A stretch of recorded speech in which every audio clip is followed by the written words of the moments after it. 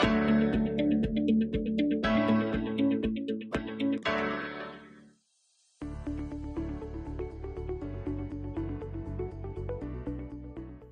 students, welcome to the session of Social Science. We are studying the sectors of Indian economy and today we will discuss some of the strategies to generate more employment.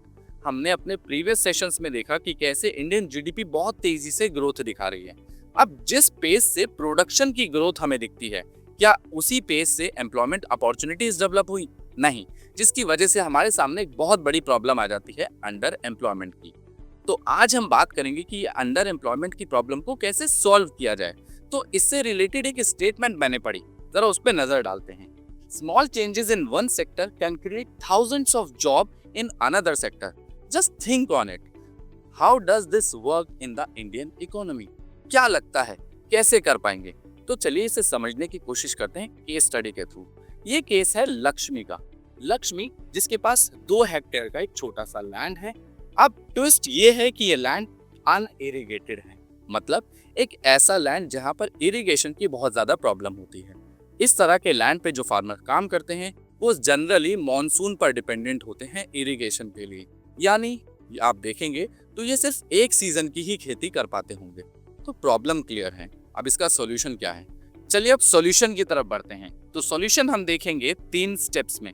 सबसे पहले solution क्या आता है? Solution ये आ सकता है कि government और बैंक चाहे तो इसे छोटा सा लोन ऑफर कर सकते हैं, जिसकी वजह से ये कंस्ट्रक्ट कर पाएगी एक वेल। वो इसे हेल्प करेगा ताकि ये लैंड को इरिगेट कर पाए टाइमली। अब इससे इम्पैक्ट क्या आएगा? इम्पैक्ट ये आएगा कि इरिगेशन की वजह से अब जब ये पहले मॉनसून पे डिपेंड करती थी, यानी खरीफ क्रॉप कर पाती थी, अब इरिगेशन की बदौलत ये राबी क्रॉप भी कर पाएगी, जिसकी वजह से एक एक्स्ट्रा सीजन की क्रॉपिंग यहाँ पर पॉसिबल होगी। इसके अलावा यहाँ पर 50 दिन का काम और बढ़ जाएगा। 1 हेक्टेयर पे कम से कम 2 लोगों की जरूरत होती है। तो यहाँ पर लक्ष्मी और उसके हस्बैंड जो काम कर रहे हैं, इसके अलावा वो अपने 2 फैमिली मेंबर्स को और एम्प्लॉयमेंट ऑफर कर पाएंगे। तो देखा आपने, एक छोटे से चेंज की वजह से कैसे एम्प्लॉयमेंट जनरेट हो सकता है। अगर हम इसी सिचुएशन को स्केल अप करें तो क्या होगा? अब मान लीजिए गवर्नमेंट अनाउंस करती है कि वो एक डैम बनाने जा रही है या फिर वो कैनाल का निर्माण कर रही है ताकि ऐसे अनइरिगेटेड लैंड्स को डेवलपमेंट प्रोसेस में जोड़ पाए। तो क्या होगा? इससे भी एम्प्लॉयमेंट अपॉर्चुनिटीज जनरेट होंगी, क्योंकि जब डैम बनेगा या कैनल्स बनाई जाएंगी तब भी एम्प्लॉयमेंट अपॉर्चुनिटीज क्रिएट होंगी। इसके अलावा जब ऐसे अनइरिगेटेड लैंड्स पे काम होगा, यानी खेती जो एक सीजन में होती थी अब वो 2 सीजन में होगी, तो यहाँ पर भी एम्प्लॉयमेंट क्रिएट होगा। अब इसे हम आगे चल के देखने की कोशिश करते हैं और समझते हैं। जैसे जैसे क्रॉप बढ़ेगा यानी प्रोडक्शन बढ़ा। अब प्रोडक्शन बढ़ेगा तो हमें कहीं ना कहीं जरूरत पड़ेगी इंफ्रास्ट्रक्चर को बढ़ाने की। अब वो इंफ्रास्ट्रक्चर कहाँ बढ़ेगा? वो हमारा बढ़ सकता है ट्रांसपोर्टेशन के अंदर। अब जैसे ही फार्मर्स के पास सरप्लस क्रॉप आएगी, वो कहाँ जाएगा? वो इसे बेचने के लिए कहीं नियर बाय टाउन्स में जाएगा या फिर मार्केट में जाएगा। तो ऐसे में गवर्नमेंट क्या कर सकते हैं? इन्वेस्ट कर सकती है ट्रांसपोर्टेशन में एंड स्टोरेज फैसिलिटीज में। अब इससे होगा ये कि किसान बड़ी आसानी से अपने प्रोडक्शन को मार्केट तक पहुंचा पाएगा, साथ ही साथ वो इसे स्टोर भी कर पाएगा और सही समय पर सही दाम का लाभ उठा पाएगा। गवर्नमेंट अगर बेटर रोड्स बना देगी तो इससे फार्मर की रीच बढ़ जाएगी और हम ये कहें कि मार्केट से फार्मर डायरेक्टली कनेक्ट हो जाएंगे। छोटे छोटे मिनी ट्रक्स हैं जो खेतों तक भी आ पाएंगे, गाँव में आ पाएंगे। इससे होगा ये कि मार्केट में एक्सेसिबिलिटी बढ़ेगी। इसके अलावा एम्प्लॉयमेंट अपॉर्चुनिटीज क्रिएट होंगी transportation, trade and other facilities में, जो फार्मिंग के साथ साथ ग्रो होंगी। तो देखा आपने कि किस तरीके से एक छोटे से स्टेप से आप एम्प्लॉयमेंट जनरेट कर सकते हो। ये तो था सिर्फ इरिगेशन का एग्जांपल। तो एग्रीकल्चर में सिर्फ इरिगेशन चाहिए होता है? नहीं, बहुत सारी और भी चीजें चाहिए होती हैं और उसके लिए हम इंश्योर कर सकते हैं अफोर्डेबल क्रेडिट को। अब गवर्नमेंट क्या कर सकती है? किसानों को बहुत सारी चीजों की जरूरत होती है, जैसे seeds, fertilisers and the other equipments. अब इनके लिए छोटा छोटा लोन लेना होता है। गांव के ज्यादातर लोग लोन के लिए मनी लेंडर्स पर डिपेंड करते हैं। अब मनी लेंडर्स इजीली लोन तो दे देते हैं, पर वहां पर एक बहुत बड़ी प्रॉब्लम आती है, विच इज कि वो बहुत high rate of interest charge करते हैं, जिसकी वजह से गांव के जो किसान हैं वो बहुत ज्यादा एक्सप्लॉइट होते हैं। ऐसे में अगर उन्हें अफोर्डेबल लोन बैंक से मिल जाएगा, एसेंशियल सप्लाईज बढ़ जाएंगी, तो उनके लिए जो डेट बर्डन है वो काफी ज्यादा कम हो जाएगा। और इसकी वजह से प्रोडक्टिविटी तो इम्प्रूव होगी होगी, साथ साथ उनका बर्डन कम होगा, हमारे किसान ज़्यादा अच्छा ग्रो कर पाएंगे। इसके अलावा और क्या हो सकता है वो भी देख लेते हैं। हम ये कर सकते हैं कि सेमी रूरल एरियाज में इंडस्ट्रीज का डेवलपमेंट ला सकते हैं, जिससे लोकल एम्प्लॉयमेंट इंश्योर होगा। कैसे, चलिए वो भी समझा देता हूँ। जैसे मान लीजिए एक दाल की मिल है, क्यों ना उसे हम फार्म की तरफ ले आएं। ऐसी खेती जहां पर दालें उगाई जाती हैं। फॉर एग्जाम्पल कोई मिल है जो कि अरहर की दाल को प्रोक्योर करती है, प्रोसेस करती है, उसके बाद उसकी पैकेजिंग करके मार्केट में बेचती है। क्यों ना हम ऐसी मिल को खेतों के पास या फार्म के पास ले आएं। इससे क्या होगा, लोकल एम्प्लॉयमेंट बढ़ेगा। इसके अलावा कोल्ड स्टोरेज फैसिलिटी हम ला सकते हैं। जैसा कि हम जानते हैं एग्रीकल्चर सेक्टर में ज्यादातर जो गुड्स प्रोड्यूस किए जाते हैं वो पेरिशेबल होते हैं, मींस वो वक्त के साथ सड़ने और गलने लग जाते हैं। तो ऐसे में किसानों को बहुत ज्यादा नुकसान होता है, क्योंकि अगर वो सही समय पर अपनी फसल नहीं बेचेंगे तो वो फसल खराब होने लग जाती है।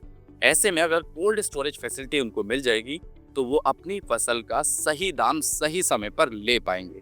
इसके अलावा हनी कलेक्शन, जैसा कि हम जानते हैं फॉरेस्ट एरियाज में हम जाएं या कहीं और ऐसे इलाके जहां खेती बहुत कम होती है, तो इन इलाकों में आप जानते हैं कि हनी बीज का जो कलेक्शन है, या हम कहें जो हनी कलेक्शन सेंटर्स हैं, वो उनका काम बहुत अच्छे से हो सकता है। तो क्यों ना ऐसे एरियाज में हनी कलेक्शन सेंटर्स को बिल्डअप किया जाए। इसके अलावा हम क्या कर सकते हैं, ऐसी प्रोसेसिंग यूनिट्स या इंडस्ट्रीज को यहाँ पर लाया जा सकता है। जैसे जो लोग पोटैटो से चिप्स बनाते हैं या फिर टमाटो से केचप बनाना, जैम बनाना और बहुत सारी चीज़ें जो एग्रीकल्चर रिलेटेड इंडस्ट्रीज हैं, उनको एग्रीकल्चर के पास लाना। इससे भी आप लोकल लेवल पे एम्प्लॉयमेंट जनरेट कर पाएंगे। साथ ही साथ ये जो एम्प्लॉयमेंट जनरेट होगा, इससे कहीं ना कहीं जो अर्बन मार्केट है उसके ऊपर का जो बर्डन है वो कम होगा। यानी यूं कहें कि जो रूरल एरिया से पॉपुलेशन माइग्रेट करती है अर्बन एरियाज में जॉब एम्प्लॉयमेंट अपॉर्चुनिटीज के लिए, वो कम होगा। ये माइग्रेशन कम होगा तो अर्बन एरियाज में जो जॉब मार्केट है वहां पर भी लोड थोड़ा सा कम होगा, ये माइग्रेशन रुकेगा और बहुत सारी तरफ आपको डेवलपमेंट देखने को मिलेगा। अब इसके अलावा और क्या हो सकता है, चलिए वो भी बात कर लेते हैं। हम देखेंगे एजुकेशनल इंफ्रास्ट्रक्चर के बारे में। तो हम देखते हैं लगभग इंडिया में जो पॉपुलेशन है उसमें 5 to 29 एज के जो लोग हैं उनकी पॉपुलेशन 60% है, और इनमें से लगभग आधे ही लोग हैं जो एजुकेशनल इंस्टीट्यूशंस को अटेंड करते हैं। बाकी लोग नहीं जा पाते। क्यों? क्योंकि हमारे पास इतने ज़्यादा इंस्टीट्यूशंस हैं ही नहीं। अब इसके लिए क्या करेंगे, हमें कहीं ना कहीं इंफ्रास्ट्रक्चर डेवलप करना होगा। ऐसे में लेबर की जरूरत पड़ेगी। इंफ्रास्ट्रक्चर डेवलपमेंट के चलते एम्प्लॉयमेंट अपॉर्चुनिटीज क्रिएट होंगी। साथ ही साथ हमें नए नए टीचर्स, स्टाफ की जरूरत पड़ेगी, तो भी एम्प्लॉयमेंट अपॉर्चुनिटीज जनरेट होगी। अगर हम नीति आयोग की एक रिपोर्ट की बात माने तो अकेले एजुकेशन सेक्टर में 20 लाख जॉब्स क्रिएट की जा सकती हैं। इसके अलावा अगर हम हेल्थ इंफ्रास्ट्रक्चर की बात करें, जो कि बहुत ज़्यादा इम्पॉर्टेंट है, तो ऐसे में हम देखते हैं कि रूरल एरियाज में कहीं ना कहीं हमें हेल्थ इंफ्रास्ट्रक्चर बहुत कम नज़र आता है। तो इसके लिए क्या किया जा सकता है, इसके लिए हम हेल्थ इंफ्रास्ट्रक्चर डेवलप कर सकते हैं। फिर अगेन आपको एम्प्लॉयमेंट अपॉर्चुनिटीज़ क्रिएट करने को मिलेंगी, बहुत सारे लोगों को एम्प्लॉयमेंट मिलेगा। इसके अलावा आपको बहुत सारे डॉक्टर्स, नर्स, हेल्थ वर्कर्स चाहिएंगे। इस वजह से भी आपके पास बहुत सारे लोग जो जॉब से दूर हैं उनको कहीं ना कहीं काम मिल पाएगा। और पर्टिकुलरली रूरल एरियाज में अगर हम बात करें तो ये अपॉर्चुनिटीज बहुत कम होती हैं, जिसकी वजह से ये एरियाज वीक और डिसएडवांटेज एरियाज में आते हैं। तो यहाँ पर हम काम कर पाएंगे। इससे न केवल आपकी हेल्थ इंप्रूव होगी, बल्कि आप अच्छा खासा एम्प्लॉयमेंट भी जनरेट कर पाएंगे।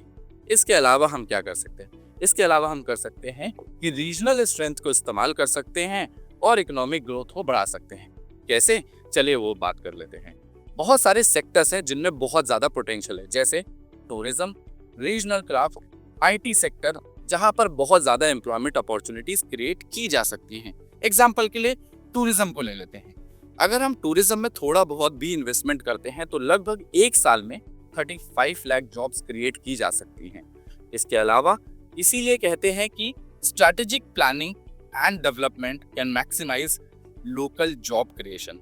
तो ये तो लॉन्ग टर्म की बात है, यानी हम किस किस तरीके से क्या क्या कर सकते हैं जिससे कि एम्प्लॉयमेंट क्रिएट किया जा सकता है। हाल फिलहाल में हमने अब तक क्या किया है, चलिए अब देखते हैं कि गवर्नमेंट इस दिशा में क्या काम कर रही है। हमने देखा कि हमारे लिए एम्प्लॉयमेंट एक बहुत बड़ी समस्या है। अब इसको कैसे ठीक किया जाए उस पर बात कर लेते हैं। तो गवर्नमेंट इस प्रॉब्लम को सॉल्व करने के लिए एक बहुत अच्छी स्कीम लेके आती है।